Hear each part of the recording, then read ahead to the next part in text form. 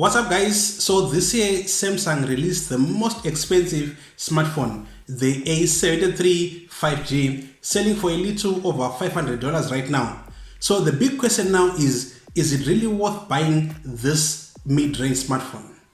I've been using and testing this A73 5G for 4 weeks and this is what I found out. The Samsung A73 5G was released back in April in two versions, a single SIM one and the hybrid dual SIM one.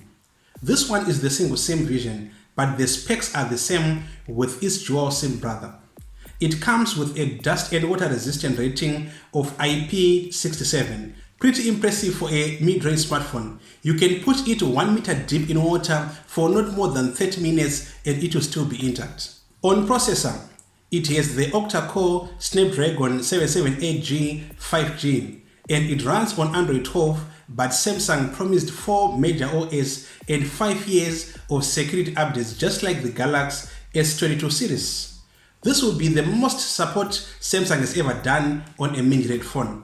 On memory, there are 3 options: 6GB of RAM with a storage of 128GB and an 8GB RAM that comes with either 128 or 256GB of storage. You can also increase the storage by inserting a micro SD card in the shared SIM slots. The elegant design of the A75 5G earns it a lot of points. Its polycarbonate body feels fairly robust and steady.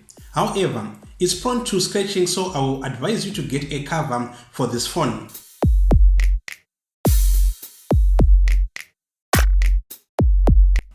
Its 181 gram weight is also worth mentioning. That's pretty light for a phone with these specs and battery.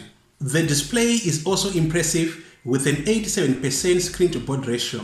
It has the SuperAMOLED Plus display with a refresh rate of 120Hz. You can also switch to 60Hz, but only manually. It's not adaptive.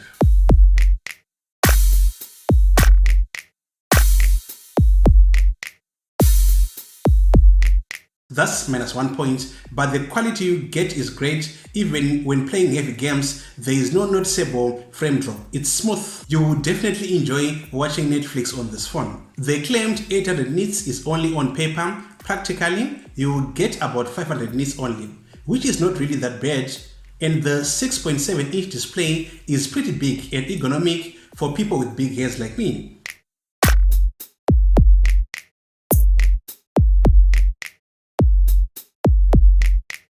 On camera, the phone performed well. The revamped 108 megapixel quad camera module make it stand out from other A series phones. It takes great photos in good lighting. The main sensor also does well in low light with little to no noise, but the ultra-wide lacks parity with the main camera and produces softer photos regardless of lighting conditions. The 32 megapixel selfie camera is also impressive.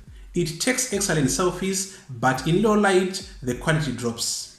On video, the 1080 pixel is excellent. You will get high quality smooth videos.